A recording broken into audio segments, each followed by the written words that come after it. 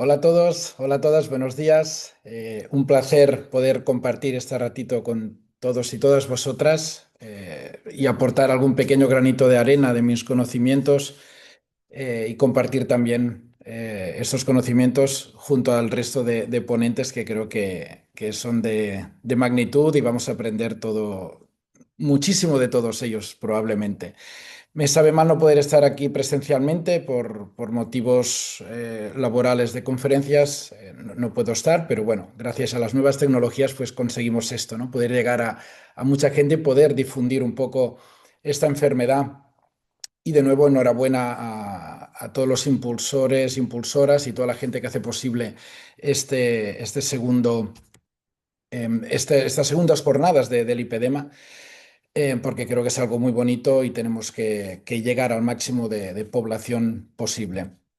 Entonces, para quien no me conozca, soy Iván Ibáñez, soy médico. Aquí tengo, siempre digo que esto es el muro de las vanidades, el currículum, pero a lo que concierne aquí el tema del lipedema, básicamente llevo unos 11 años, máximo 12. Probablemente debo llevar unos 23 años tratando el lipedema sin saber qué es lipedema, porque hace años atrás, cuando veía una celulitis o la típica retención de líquidos, decía, esto nada, hacemos un tratamiento de obesidad con nutrición, ejercicio físico, un poquito de mesoterapia, algo de calor local, ¿no? Todas estas cosas que se hacían antes y eso mejorará. Pero nada más lejos de la realidad, muchas veces no mejoraba y pensaba, bueno, no responden bien, me gustaría saber el por qué, pero no responden bien. Un pequeño porcentaje de la población femenina, pero existía. Y al final me di cuenta hace 11 años atrás que es una enfermedad que es el lipedema. Entonces, yo llevo bastantes años divulgando tratamientos del lipedema. Estoy en Eterna Medical Group, en Girona, donde tengo mi clínica privada, y en otros sitios, en Andorra, a veces visito en Madrid, también haciendo estudios del metabolismo para población general y enfermas de lipedema, para intentar dar un apoyo con una nutrición de precisión, ¿vale? Porque a mí el nombre de dieta dentro del tratamiento conservador, vamos a llamarlo así, obviamente ya sabéis que la nutrición, el ejercicio, el drenaje linfático, el apoyo psicológico, ¿no? Etcétera, es muy, muy importante. Entonces, cuando hablamos de dieta o régimen, primero que es una connotación negativa para el cerebro, porque ya estamos pensando que es algo restrictivo, y además digo muchas veces en broma que el nombre de dieta viene de to die, die diet, ¿no? De morir, del inglés. Entonces, siempre intento hacer orientación nutricional de precisión de lo que necesita cada paciente para tratar ciertas enfermedades, en este caso para el lipedema. Esta fotografía de aquí la hice hace un par de años en el primer foro brasileño en Sao Paulo, donde había más de 400 afectadas del lipedema, también junto a otros cirujanos plásticos, vasculares, nutricionistas, entrenadores, psicólogos que se dedicaban a tratamiento de la enfermedad. Y realmente, claro, Brasil es que si contamos que es un promedio de un 11% de la población, hay millones de mujeres afectadas del lipedema. Entonces, como médicos, yo creo que tenemos que ser humildes, ser críticos, que nos critiquen, que es la única manera de aprender, y tenemos que ser muy observadores. Yo soy médico clínico, hago docencias en la Europea de Madrid, impartiendo un curso de experto en hipoxia intermitente, en la Universidad de Barcelona, dando aulas también del máster de longevidad, y llevo la dirección también y profesor del máster. Pero sobre todo me encanta la clínica, me gusta ver la relación médico-paciente porque me da un montón de información, me nutre mucho y aprendo muchísimo de mis propios pacientes, a veces más. Aprendo más de los pacientes que no de los propios congresos. Entonces tenemos que ser observadores todos los profesionales que nos dedicamos sobre todo a tratar el lipedema. ¿Vale? Hay que observar, hay que escuchar lo que dice el cuerpo y lo que dice, verbaliza la paciente con lipedema para intentar entender sobre todo qué ocurre y cómo tratar esta enfermedad desde el origen, no únicamente a nivel de síntomas, porque los médicos en general nos estudiamos 6 años de medicina más 4 o 5 de especialidad, pero en general nos ayudan, nos enseñan a diagnosticar enfermedades, a tratarlas, muchas veces no a curarlas, sino a cronificar esta patología, pero nos enseñan sobre todo a tratar enfermedades con cirugía y farmacología y no con nutrición, ejercicio, que es la base de la salud. Bien, entonces, fijaros, voy a hacer un nexo, un link entre ejercicio físico, envejecimiento, lipedema, que tiene muchas cosas relacionadas entre ellas. Fijaros que una de las causas de un mal envejecimiento y que reducen la longevidad o la esperanza de vida útil, que le llamo yo, es una nutrición deficiente, una digestión insuficiente, deficiencias nutricionales, infecciones, obviamente cáncer, que acelera el envejecimiento, insomnio de mantenimiento, insomnio de conciliación, el estilo de vida inadecuado, como la enfermedad también, que le llamo yo enfermedad del sedentarismo, hábitos tóxicos, medicamentos, drogas químicos, nanoplásticos, no microplásticos, sino nanoplásticos, porque estos plásticos que hay en las botellas de agua que se van liberando a nivel de nanomoléculas, se está viendo que son disruptores neuroendocrinos y endocrinológicos como tal, entonces pueden dar muchas alteraciones tiroideas también, y de microbiota, inclusive cerebrales. Y provocan, probablemente a la larga saldrá a la luz que muchas causas de disfunción de tiroides es debido a estos microplásticos o nanoplásticos. Entonces, el estrés, la personalidad, todo esto tiene que ver con el envejecimiento prematuro. Sabéis que el estrés libera cortisol, el cortisol es una hormona antiinflamatoria también, pero que a la larga, cuando se agota, que hay una inflamación crónica, hay una fatiga de la glándula adrenal, no liberamos cortisol, vamos cansadas, nos falta energía y todo esto igual tiene que una relación muy directa con la glándula suprarrenal y hay que tenerlo en cuenta cuando hacemos tratamientos para el lipedema también, ¿eh? Además que el cortisol es un neurotóxico, mata neuronas. Un poco está bien porque es necesario para la vida, es muy importante el cortisol, pero como todo en la vida, demasiado es mucho, demasiado poco también es mucho. Entonces, ambos extremos son malos, hay que buscar un equilibrio entre un yin y yang. Tóxicos ambientales, la genética es muy importante, pero no es determinante. La genética suele ser entre un 20 y un 30% que determina ciertas enfermedades y el resto, 70-80%, es epigenética, ambioma o estilo de vida, como queréis llamarlo. Y el lipedema también es así. Obviamente hay una predisposición genética en la mayoría de los casos y hay que tenerla en cuenta, ¿eh?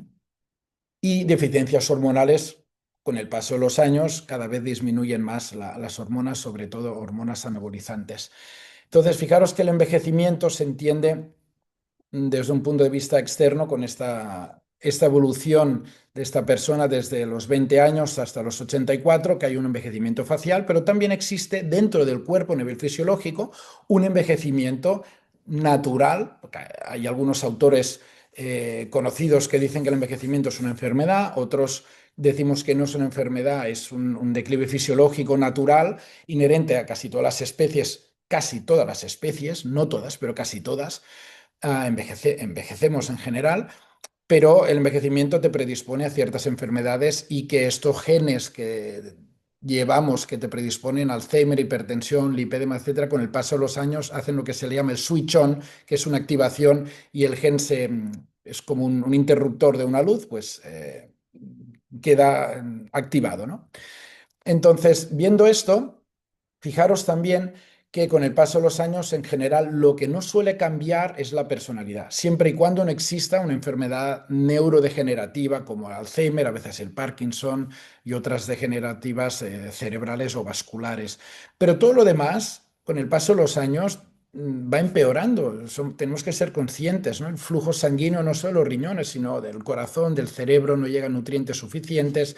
Todo esto provoca también una disminución, digamos, de la capacidad máxima de esfuerzo, la capacidad visual, gustativa, hay una inmunosenescencia, un envejecimiento del sistema inmunitario, el consumo máximo de oxígeno también va bajando en picado a partir de cierta edad, que esto tiene relación con la esperanza de vida y tiene relación con la edad biológica de nuestro cuerpo o real de nuestro cuerpo. La actividad sexual también se ve afectada y hay una serie de cambios de composición corporal a lo largo de los años, que habitualmente ¿cuáles son? Lo sabemos todos lo conocemos. Sarcopenia, perdemos masa muscular. Existe también la dinapenia, que significa que perdemos fuerza muscular. y existe la cratopenia, que significa que perdemos potencia muscular. Todo esto puede estar ligado a la propia sarcopenia o pérdida de músculo a lo largo de los años. Y el propio envejecimiento nos predispone a ciertas enfermedades y una dependencia de otras personas para que nos echen un cable para nuestro día a día. Entonces, fijaros, con el paso de los años, ¿qué ocurre? Pues que vamos aumentando la grasa, sobre todo la grasa visceral abdominal. La visceral, ya lo dice el cuerpo, está, o sea, está dentro de nuestro propio cuerpo, alrededor de los órganos vitales, y es la grasa más mala, entre comillas, porque es la grasa que puede infiltrarse en los órganos vitales y a la larga da pues, hipertensión, diabetes y otras enfermedades cardíacas sobre todo.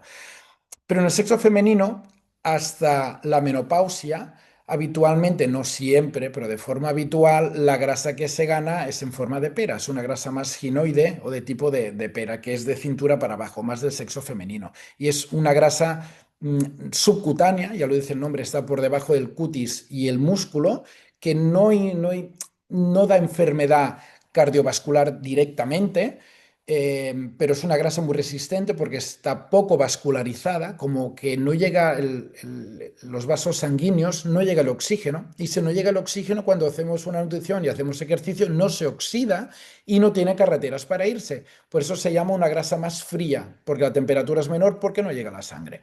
Entonces, es más fácil perder grasa abdominal y visceral porque está a 37 grados que no la subcutánea más femenina. Ahora bien, cuando el sexo femenino llegáis a la menopausia, con este declive hormonal, entonces el cuerpo se vuelve hormonalmente más parecido al sexo masculino, por eso ganáis grasa más abdominal y visceral y aumenta el riesgo cardiovascular. Bien, entonces el peso total no es una referencia. Lo que es importante es ver de si existe o no sobrepeso, porque ya sabéis que hay mucha gente con lipedema que no tiene sobrepeso, pero tiene exceso de acúmulo de una grasa subcutánea resistente, enquistada en una zona determinada y encima poco vascularizada. Entonces, de sobrepeso, el nombre de sobrepeso es un nombre muy general, porque yo puedo tener sobrepeso porque tengo mucho músculo, lo cual pues ni tan mal. Puede ser sobrepeso porque hay una retención de líquidos del copón, también es sobrepeso, pero sobre todo de agua, o puede tener sobrepeso graso, que ahí está un poquito la limitación o el problema de este sobrepeso, ¿no? Siguiendo por aquí, hay dos tipos de sobrepeso o obesidad. Lo que se le llama el sobrepeso hipertrófico, hiperplásico. ¿Vale? Una persona de 25 años aproximadamente debe tener unos 25.000, 30.000 millones de adipocitos o células grasas sin tener sobrepeso. Esto es lo estándar, que debería ser lo correcto sin sobrepeso. ¿Bien? 25.000 millones de células grasas. Pero ¿qué ocurre cuando una niña, enlazando el lipedema, cuando una niña de 8, 15 años o con la menarquia, la primera menstruación, empieza a ganar grasa? Esta grasa se multiplica, estas células grasas también, porque el cuerpo está creciendo. Entonces crece músculo, crece piel, crecen vísceras, crece masa ósea y se replican las células grasas también. Entonces, esto es cuando una persona con 25.000, o sea, perdón, con 25 años no tiene 25.000 millones de células grasas. Igual llega con 90, 100.000 millones de células grasas. Entonces, el lipedema, lo ideal sería tratarlo como más jovencitas mejor. Bien, porque si no llegamos a un sobrepeso a los 25 o 30 años hiperplásico y tenemos más número de adipocitos y es más difícil de lograr una composición corporal más óptima y saludable, porque tenemos más células grasas de lo fisiológicamente saludable. Y tener en cuenta también, que esto creo que es interesante saberlo, que la nutrición y el ejercicio físico, como muchas, el LPG, Dendermología y otras aparatologías, no matan la célula grasa de esos tratamientos locales de cabina. Los drenajes no matan las células grasas. Bien, lo que hace este tipo de tecnología, fuera los drenajes, es que el adipocito, con la nutrición, ejercicio y algunos tratamientos de cabina, lo que hace es se vacía. ¿Vale? Pero no se muere este adipocito. Entonces, si dejamos el tratamiento, que podría ser la nutrición, el ejercicio, el adipocito vuelve a llenarse. En cambio, la liposucción el HIFU y algunas tecnologías como la criolipólisis y algunas más, lo que hacen también, aparte de disminuir el volumen de esta célula grasa, es que matan las células grasas. Entonces, son alternativas a la liposucción, ese tipo de tratamientos de cabina que matan células grasa, pero yo no le llamaría alternativa a la liposucción porque nunca es comparable sacar millones de células grasas con una cánula, con un sistema menos invasivo. Y si es menos invasivo suele ser menos eficaz, pero tampoco tiene tantos efectos secundarios. Pero bueno, creo que es importante que se entienda el concepto de que nutrición y ejercicio ayuda a bajar de peso, sobre todo peso graso, de grasa no lipedémica, de la no enquistada, y ayudará a que si mantuviéramos este sobrepeso durante muchos años con grasa no enquistada, no lipedémica, si no hacemos nutrición, ejercicio físico ni drenaje linfáticos manuales y otro tipo de tratamientos, al final se va a enquistar y se va a convertir en grasa lipedémica mucho más resistente. Siguiendo lo dicho, las hormonas son muy importantes. ¿Por qué el sexo masculino no solemos tener lipedema? Porque tenemos más niveles de testosterona que el sexo femenino. Y los estrógenos ayudan más a capacidad verbal, prevención de Alzheimer, aprendizaje, memoria, etcétera. Y la testosterona nos ayuda pues, a cálculos vectoriales de espacio, de movimiento, etcétera. Y lo que es curioso también es que si cogemos, esto es un estudio que se hizo en Inglaterra hace un montón de años atrás, si cogemos la mano derecha y vemos la diferencia que hay entre el cuarto dedo y el segundo dedo, el índice, como más diferencia hay, probablemente más niveles de testosterona hemos estado expuestos en la vida intraútera, en el útero, ¿vale? Entonces, una de las hipótesis del lipedema también dice, es una hipótesis, no me la he inventado yo, también dice que más diferencia hay de exposición de testosterona de una chica intraútero a menos, puede tener más predisposición al lipedema o menos predisposición. Pero bueno, estas son hipótesis que gracias a Dios seguimos estudiando y creo que a la larga va a existir un tratamiento curativo, no paliativo para el lipedema. Entonces, recordad la diferencia principal que hay entre esta grasa visceral y grasa subcutánea, las diferencias que existen entre el lipedema y el linfedema, que la mayoría de médicos conocemos que es el linfedema porque estudiamos en la universidad, pero el lipedema no. Y tener en cuenta también que un montón de veces el lipedema puede ser una causa de trastornos de compulsiones alimentarias porque las chicas, sobre todo en épocas vulnerables, a nivel emocional y psicológicamente en el instituto o incluso antes, pues los cánones que hay actuales de la mujer perfecta, que para mí no deberían ni existir estos cánones, pero bueno, las redes sociales digamos, alusión a todo, a todos estos cánones. Em, Siempre la tendencia es ser perfectos cuando realmente no lo somos. Lo bonito de la imperfección es esta. Es el camino a la perfección, entonces no tenemos que obsesionarnos en ello. Pero sí que es verdad que el lipedema un montón de veces da trastornos de la conducta alimentaria y hay que diagnosticarlo a tiempo. Fijaros en este caso, una persona que perdió un montón de kilos dejando de comer, sí que es verdad, pero acabó bueno, pues con desnutrición y encima tenía un lipedema.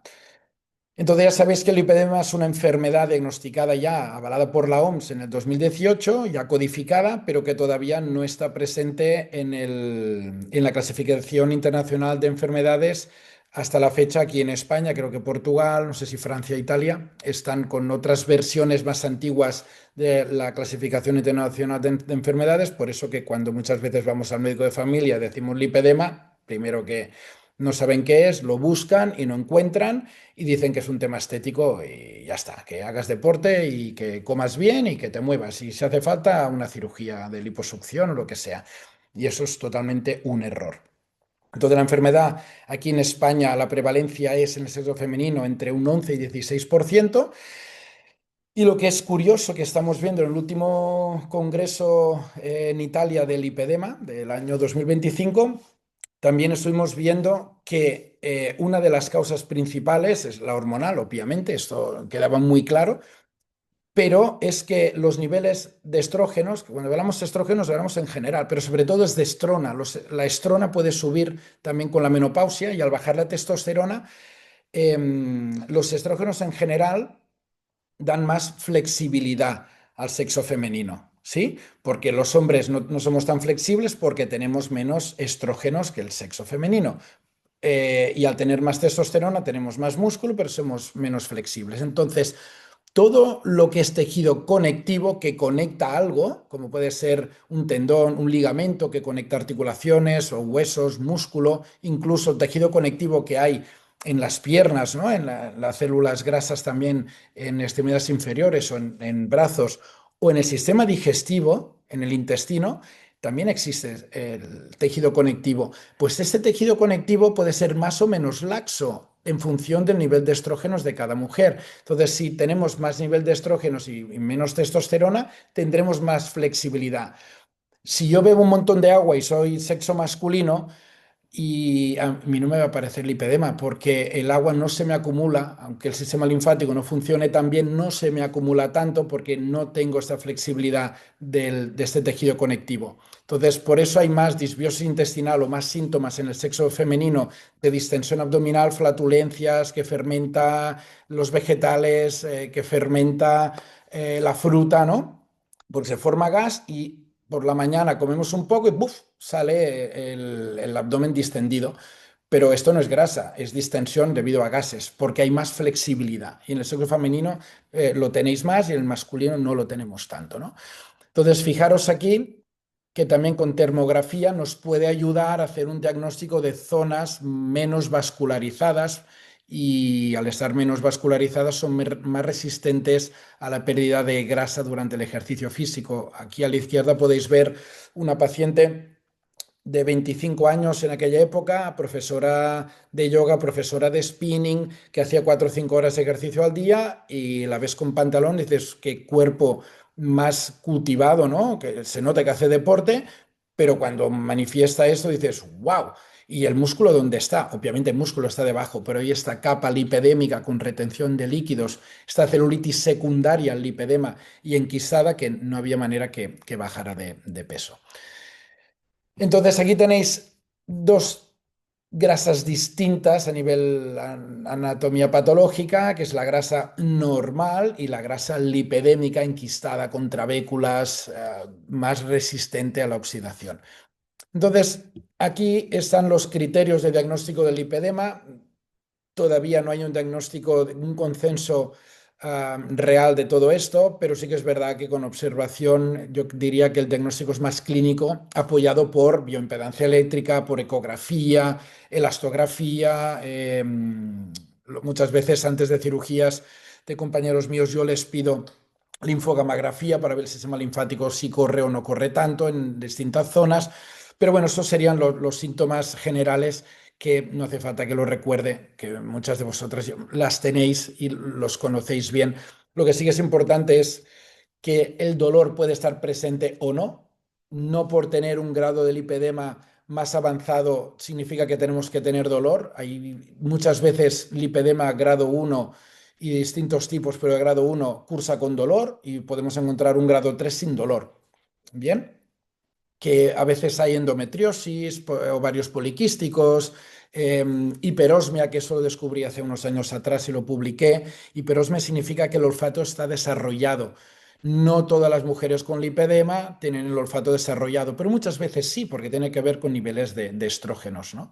Y eso me vino a la cabeza hace 8 o 9 años atrás cuando pensé, ostras, si el lipedema es una enfermedad relacionada con hormonas sexuales femeninas y la mujer cuando se embaraza tiene un olfato agudizado, alguna relación podría tener con el lipedema y muchas lo comentan, no todas, ¿eh? La típica trocanteritis, dolor aquí en lo que es en la zona pélvica, ¿no? En el cuello, digamos, del fémur y todo esto. Se confunde el trocanteritis con lipedema o lipedema con trocanteritis. A veces existe la trocanteritis real, a veces no. Y a veces ¿Cuántos traumatólogos he visto que operan a una mujer porque le duele la zona interna de la rodilla, le ponen una prótesis porque han encontrado con resonancia magnética, una radiografía, que hay artrosis, le ponen prótesis y el dolor está igual? ¿Por qué? Porque el dolor no venía derivado de la artrosis de rodilla, venía derivado de la vena safena magna, digamos, del lipedema que estaba creando este dolor. Y es un dolor neuropático más subcutáneo y no tan interno. Pero bueno, para que veáis un poquito algunas cosas relacionadas con diagnóstico. Después, según el grado, pues puede aparecer otras sintomatologías ya mucho más evidentes, pero tampoco voy a entrar demasiado en esto.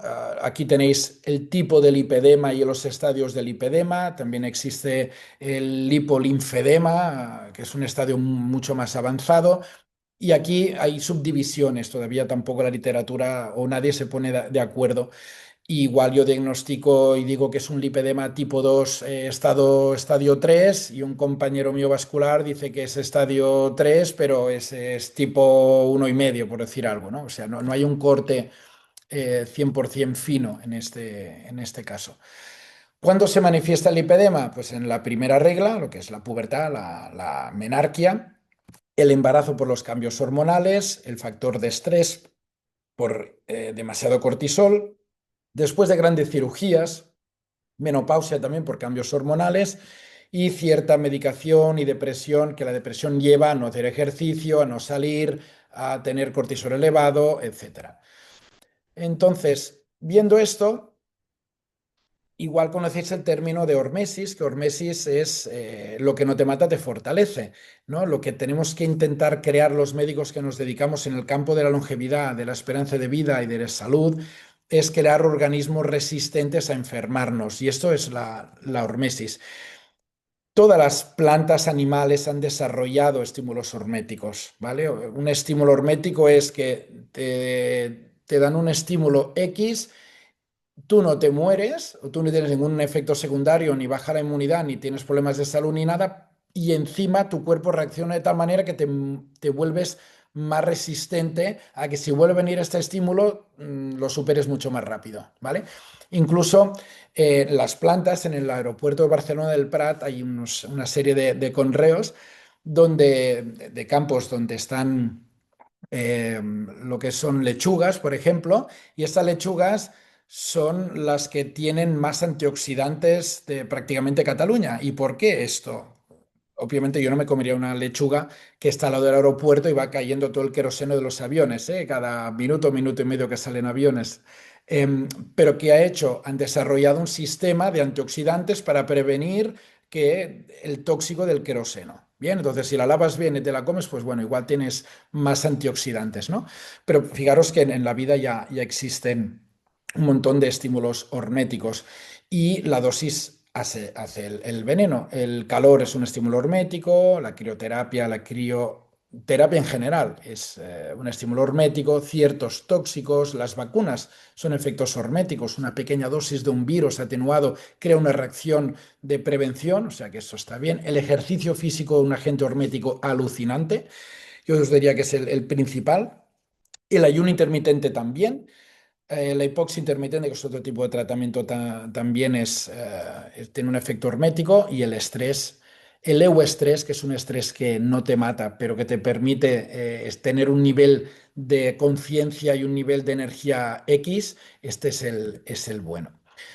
Entonces, viendo el tratamiento integrativo del lipedema, porque yo soy muy fan de los tratamientos integrativos interdisciplinares. Yo soy médico, sí que hago rehabilitación, sí que hago nutrición de precisión, prescribo el ejercicio físico, pero no soy ni entrenador.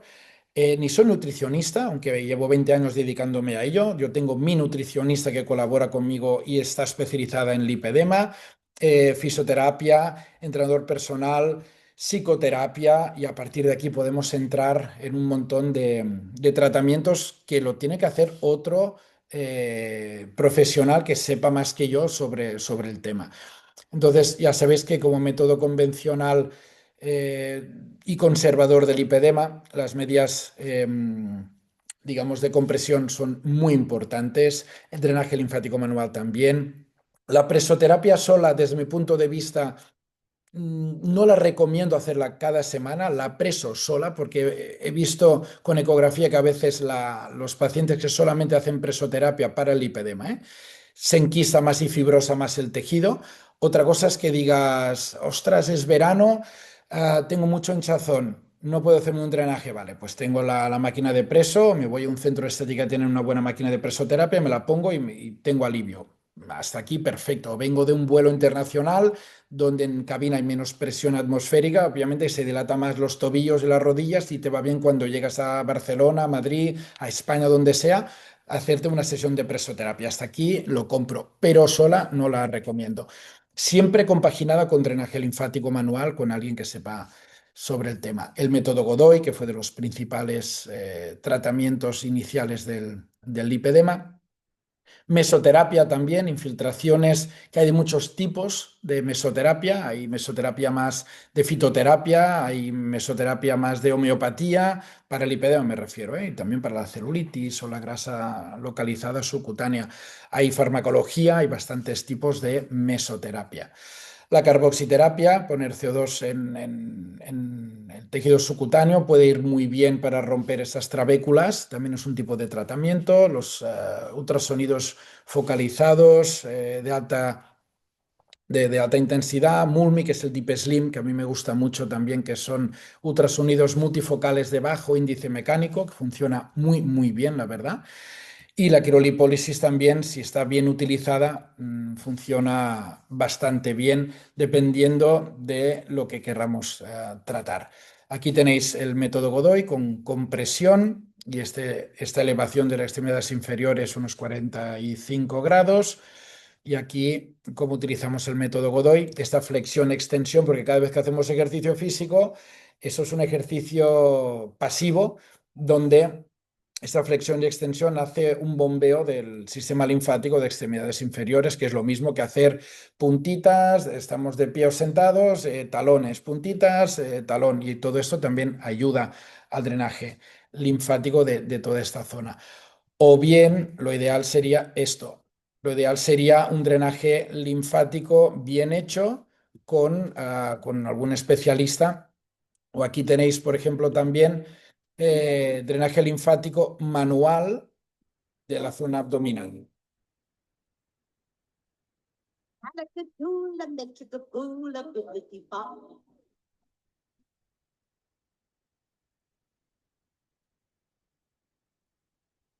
Vale, estos son tipos de drenaje que hacemos nosotros en Eternal Medical Group, drenaje linfático manual sin aparatología.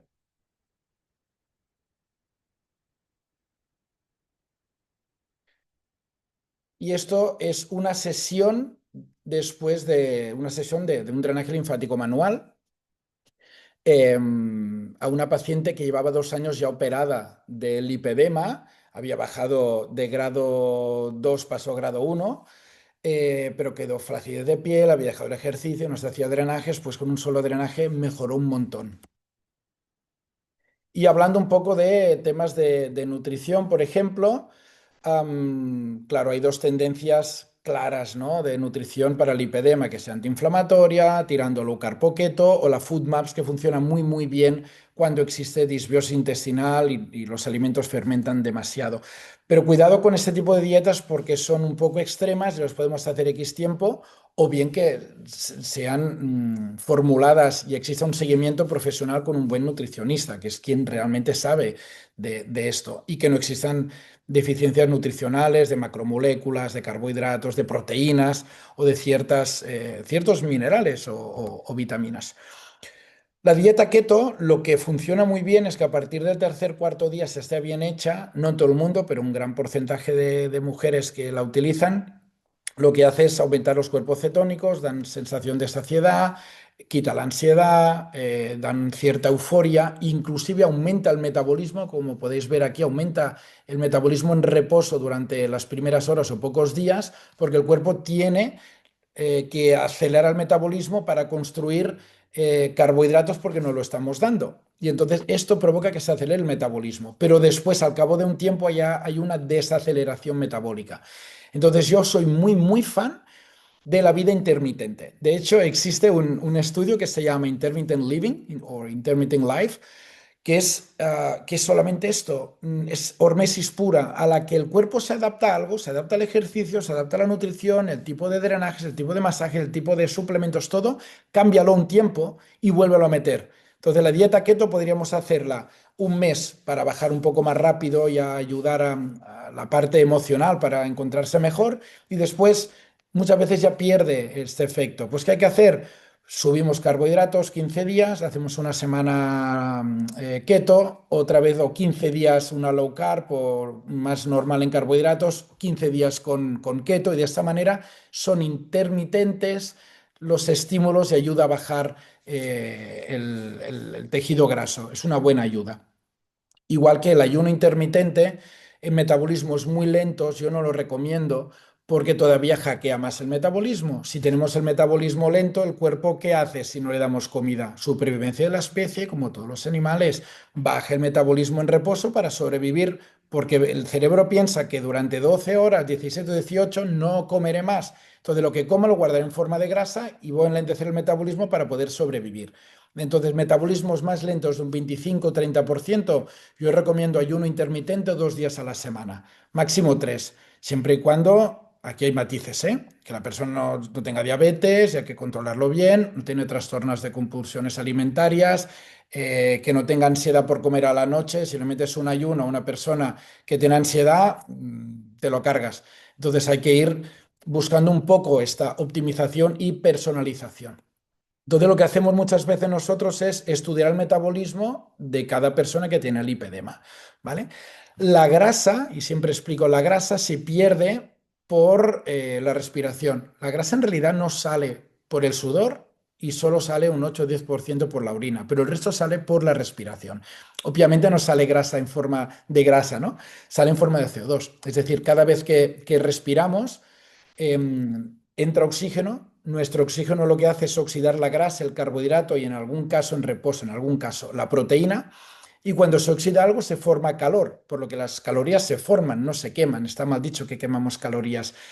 Yo lo digo siempre, pero realmente el calor se forma, el calor no se quema. Cuando estamos haciendo fuego, se quema un tronco, se combustiona un tronco, no se quema el calor. ¿Sí? Eso, un concepto, un error de concepto, básicamente. No pasa nada si lo decimos. Cuando se oxida la grasa o carbohidrato, en algún caso la proteína, se forma calor, vapor de agua y dióxido de carbono, CO2. Y este CO2 es un gas que es tóxico, como un tubo de escape de un coche. Como todos los animales, pues lo sacamos a través de la respiración. Por eso el estudio del metabolismo se hace con un analizador que se llama de gases. Aquí el paciente no inhala ningún gas. Y con eso, que puede durar entre 10, 12 hasta 20, 30 minutos, estirada, relajada, respirando tranquilamente por la boca o la nariz, pues podemos ver qué metabolismo real tiene cada persona. Es una mujer, una doctora menopáusica con lipedema que visité hace unos 9 o 10 años atrás y vemos que de manera teórica, según su peso, sexo y la talla, debería quemar unas 1.600 calorías al día, en realidad quema 1.056, es decir, tiene el metabolismo por debajo de lo que debería tener. Entonces, primer diagnóstico, hipometabolismo, metabolismo en reposo lento. Entonces ya le quitas un peso de encima, porque mucha gente, nutricionistas, médicos o dietistas, muchos endocrinólogos, a veces se pecaba de decir, yo no me creo que tu hija siga la nutrición porque se está engordando y no baja. Y la nutrición es de 1.000 calorías y debería quemar 1.500 y le he bajado a 1.000 y no hay manera. ¿Por qué? Porque pobre chica, ella come 1.000, lo que le ha dicho el médico, pero su cuerpo necesita 1.000, entonces no bajará porque no, es teoría. Pero aparte de esto, vemos de carbohidratos, en vez de quemar 900, o sea, 799 calorías, su cuerpo en realidad solo llega a combustionar 141 calorías al día de carbohidratos. 100 gramos de arroz son 340 calorías. Entonces ya nos hemos pasado. Si encima nos pasamos de fruta, ensalada y verduras, que también es carbohidrato, porque está formado por carbono, hidrógeno y oxígeno, aunque menos contenido calórico, pues se engorda igual o más. Y encima, si no metaboliza bien, forma gases y la verdura o la ensalada, la leche o lo que sea, fermenta y ¡buf!, distensión abdominal. En cambio, las grasas de la comida las quema mejor de lo que debería quemar y quema mucho mejor la grasa que no el carbohidrato y la proteína también. Entonces, la típica persona que le engorda más comer un kiwi o una pera que no un aguacate, cuando el aguacate lleva 3 o 4 veces más de calorías que un kiwi. Es Un ejemplo, hay 12 variantes metabólicas aproximadamente, ¿vale?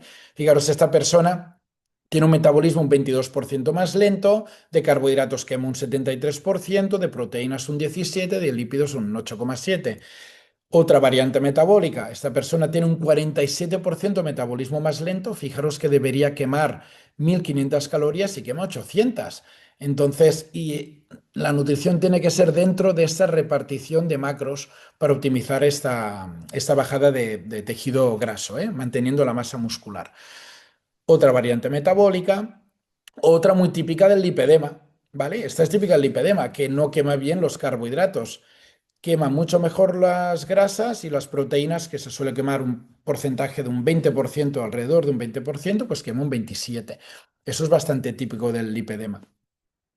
Si alguien quiere más aprender sobre calorimetría indirecta, sobre el metabolismo, hay este libro. Es para nutricionistas, endocrinólogos, médicos, entrenadores, para que tengan conocimientos de temas metabólicos, ¿eh? No es para población general. Pues es el único libro que existe a nivel mundial en español, en inglés y portugués sobre metabolismo en reposo, y hice un pequeño capítulo resumido de metabolismo en reposo y lipedema también para los profesionales.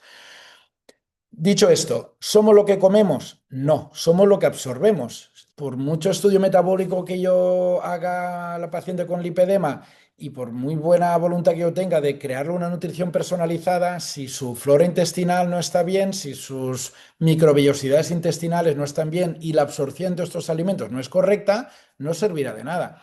Entonces hay que mejorar sobre todo la absorción a la vez que mejoramos la nutrición. Se ha puesto de moda los GLP-1, inhibidores de GLP-1, ¿no? Wegovy, Ozempic, Mounjaro y alguno más que va a entrar aquí en Europa, que ya está en Sudamérica y Estados Unidos, que parece que funcionan muy bien, porque tienen, es como un dos en uno. A mí me gusta más el Mounjaro que no el Ozempic o el Wegovy para tratar el lipedema.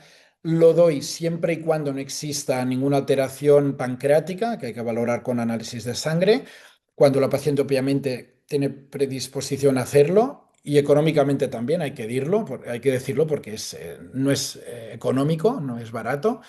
Y cuando la nutrición y el ejercicio, a pesar de hacerlo bien, fracasan porque, no sé, tengo un montón de pacientes que tienen lipedema que viajan muchísimo por trabajo, eventos sociales, no pueden controlar bien la nutrición.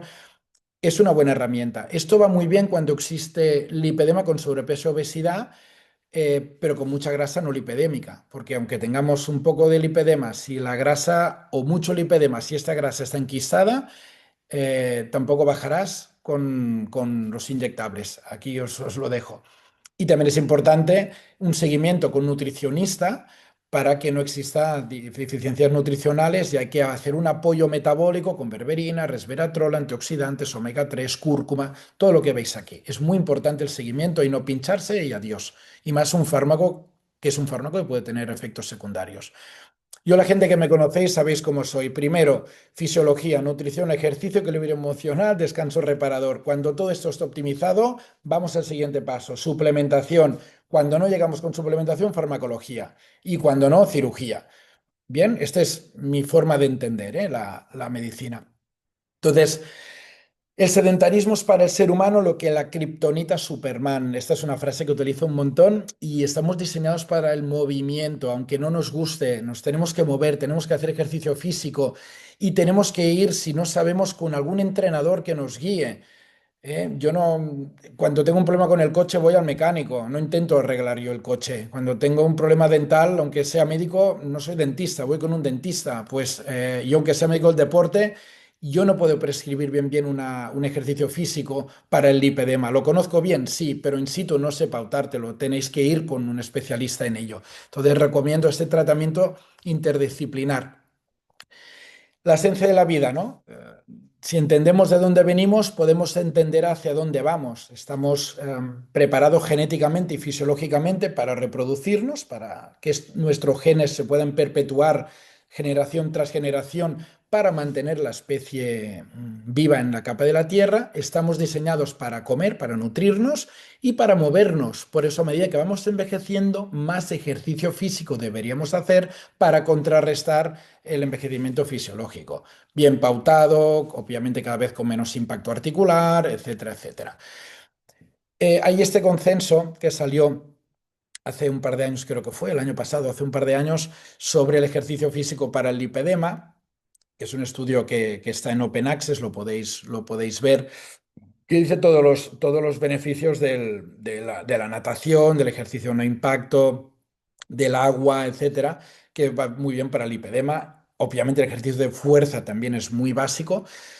Y lo que es muy curioso es que en el tema del lipedema, gente que empieza a hacer pole dance o hacer barra también, o hace ejercicios más isométricos, o se llama Animal Flow con su propio peso, recordate, ejercicio barra, Animal Flow y todo lo que es pole dance, por ejemplo, ayuda un montón a bajar la grasa subcutánea. Probablemente la no lipedémica, pero estamos con lo mismo. Si no bajamos la no lipedémica y tenemos lipedema, a la larga esta no lipedémica se va a volver lipedémica. Y este es el problema. Entonces, las pautas de ejercicio genéricas, mi médico me ha dicho que para pasear, o sea, que para perder peso vaya a pasear al perro. Pues se puede interpretar de muchas maneras, ¿no? Caminar, obviamente, es mejor que estar en el sofá, pero hay ejercicios mucho mejores que estos de aquí. Para pautar bien el ejercicio físico y saber a qué pulsaciones nuestro cuerpo utiliza grasa como energía, hacemos una prueba de esfuerzo metabólica a las chicas que tienen lipedema y con eso podemos ver a qué pulsaciones cada paciente utiliza las grasas como energía. Y estos son ayudas, porque quien no puede hacer esto o acceder a ese tipo de pruebas, yo siempre digo, empezamos a utilizar la grasa como energía cuando hacemos ejercicio, cuando empieza a faltar el aire, cuando empezamos a respirar un poquito más rápido. Si voy a caminar yo con 4 o 5 amigos o amigas y me paso todo el rato caminando, hablando como hablo ahora, que no me falta el aire, yo no voy a perder ni un gramo de grasa, solo será azúcar y las demás, si intentan hablar y medio se ahogan, aquella es la intensidad que están utilizando grasa como fuente energética principal. ¿Vale? Entonces, lo importante del ejercicio físico de carácter aeróbico es sobre todo ir a aquella intensidad. Da igual que sea a partir del minuto 3 empezamos a utilizar grasas. No hace falta estar 20 minutos o media hora para quemar grasas cuando se decía que cuando yo iba al instituto o en el colegio. A partir del minuto 3, si hacemos una cierta intensidad que nos falta un poco el aire, empezamos a utilizar las grasas como energía. Entonces, tener en cuenta que la natación va muy bien, el ejercicio físico de fuerza es básico, cuidado con la hipermovilidad, ¿vale? Para que no hagamos montaña y no tengamos una distensión del tobillo, el pilates, yoga, la cama elástica, el rebounding, plataforma vibratoria, ejercicio físico en altitud. Hay que tener cuidado con todo esto y es importante tener en cuenta también otros fármacos o patologías que existan detrás. Por ejemplo, mucha gente que toma estatinas para bajar el colesterol, las estatinas dan roturas fibrilares y pueden incrementar la sensación de dolor. Si una persona tiene lipedema, está tomando estatinas y encima tiene agujetas, estatinas más agujetas, más dolor y al final el ejercicio físico no va a crear adherencia porque tendremos dolor. Entonces tiene que ser muy progresivo, que no lo pasemos mal haciendo ejercicio, que empecemos a disfrutarlo. Aquí hay muchos matices, obviamente, ¿eh? Pero que las estatinas pueden dar dolor muscular, entonces razón de más de no nos pasarnos con la dosis de ejercicio de fuerza, por ejemplo. La plataforma vibratoria también funciona bastante bien, sobre todo yo la utilizo después de sesiones de ejercicio físico. En el caso del lipedema, hago que se estire la paciente boca arriba, de cúbito supino, los pies subidos a 45 grados a la plataforma vibratoria. Esa vibración pues descongestiona el tejido y mejora el retorno venoso. A partir de aquí hay 50.000 ejercicios que se pueden hacer también. Recordad que hacer actividad física a más de 2.000, 2.500 metros, al haber menos presión atmosférica, se dilata más el tejido, hay más edema, que es lo mismo que ocurre en verano, que hay más calor, también se dilata más, o cuando hacemos vuelos de cabina internacionales, nos vamos, que sea, a Maldivas, a Cuba, a Tailandia, donde sea. Estados Unidos, que son muchas horas de vuelo, pues la presión atmosférica que vale a 2.200, 2.500 metros de altitud y se dilata los tobillos, las rodillas. Entonces, en este caso es muy importante hacer lo de flexión-extensión, beber bastante agua, hidratarnos, caminar un poquito por el avión, hacer un poquito de movimiento para estimular el sistema linfático.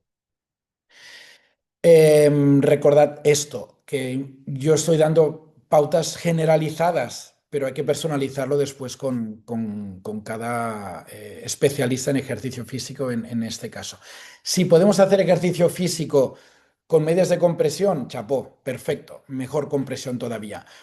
Si hay artrosis de rodilla, nos duelen las rodillas, pues intentar hacer ejercicio físico sin impacto, como natación, remo, bicicleta, elíptica, marcha nórdica, que descongestiona los tobillos y las rodillas de impacto, barré. Todo lo que son ejercicios de pilates, yoga, todo esto nos puede echar un cable. O sea que el ejercicio físico es más que imprescindible. Después, cuando tenemos buena condición física, y me refiero ahora al ejercicio físico aeróbico, hacer picos de alta intensidad, por ejemplo, hacer 3 minutos a la velocidad en una elíptica, a la velocidad que noto que me falta el aire, pero voy cómoda. Y cada 3 minutos hago un sprint de 30 segundos, después 3 minutos, a los 3 minutos sprint de 30 segundos, sin aumentar demasiado la resistencia. Estos picos metabólicos hacen que siga quemando calorías hasta 14 horas post ejercicio. Y esto funciona muy bien. O sea que cuando tenemos una condición física mínima, empezar a integrar el ejercicio interválico aeróbico funciona bastante bien. Cuando hacemos natación, cuidado con la natación, va muy bien, pero a veces puede aumentar la sensación de hambre a nivel del hipotálamo. ¿Por qué? Porque cuando movemos más articulaciones, más se estimula el centro del apetito. De todo el cuerpo, donde hay más articulaciones, ¿dónde es? En las manos, interfalángicas. Por eso que cuando somos niños o niñas que vamos a la playa, a la piscina, estamos jugando con las olas y nadando y tal, aumenta el apetito. Entonces, no todo el mundo, como siempre, pero el ejercicio físico de natación, que puede ir muy bien para el lipedema, si nos da apetito, no lo estamos utilizando de forma favorable como tratamiento de la enfermedad. Sí que va muy bien porque este masaje hidrostático y esta movilidad y sin impacto es favorable para el sistema venoso y linfático. Pero echa la ley, echa la trampa. Os cogéis estas palas que hay azules o negras que venden en Decathlon y otros sitios y quedan las articulaciones interfalángicas quedan ya anuladas, entonces no estimula tanto el hipotálamo. ¿Bien? Sobre todo recordad esto, ejercicio que intente no producir agujetas, e intentar hacer un ejercicio físico que movilice 2/3 partes de la musculatura general, ¿vale? Que al menos movamos brazos y extremidades inferiores. Esto es una mujer de 38 años que le hice el estudio del metabolismo en reposo en el 2003. Fijaros que tiene un metabolismo más lento porque está por debajo de la línea verde y al cabo de 3 meses solo de ejercicio físico, aquí no puse nutrición ni ella cambió ningún hábito de nada, cómo rehabilitó el metabolismo y ya quemaba más calorías en reposo, solo con 3 meses de ejercicio aeróbico de media hora, 3 días a la semana. No hizo nada más. Por lo que el ejercicio físico, chicas, es súper importante y de nuevo con un profesional. Bien, aquí algunos ejemplos de ejercicio que se puede hacer en casa. Hay un montón de ejercicios que se pueden hacer. Y recordar esto, tenemos que ser observadores. Fijaros aquí, alguien del Juego de Tronos se olvidó un café del Starbucks en la mesa. Tenemos que ser observadores porque es la manera de ir mejorando los tratamientos, entender a la gente que tiene el lipedema y chicas, desde aquí de verdad, no estáis solas. Somos un montón de profesionales que estamos detrás intentando mejorar la calidad de los tratamientos. Como médicos, tratar pacientes con lipedema no es fácil, es a veces en ocasiones frustrante porque intentamos dar lo mejor y no lo conseguimos, pero voluntad de verdad que tenemos un montón y cada vez yo creo que vamos avanzando más. O sea que no decaigáis, seguid adelante. He visto en 5 años o entre 5 y 8 años un gran cambio en literatura, publicaciones e investigaciones del lipedema. Cada vez hay más información y espero que a la larga podamos venir aquí todavía con más actualizaciones. ¿De acuerdo? Pues nada, esto sería lo que no mata te fortalece, pues la visión en un vídeo. Bien. Entonces, nada, un saludo, que tenéis mi Instagram por si alguien quiere contactar conmigo y muchas gracias. Espero que estéis aprendiendo un montón de todos los profesionales que están aquí con todas vosotras. Un saludo y muchas gracias.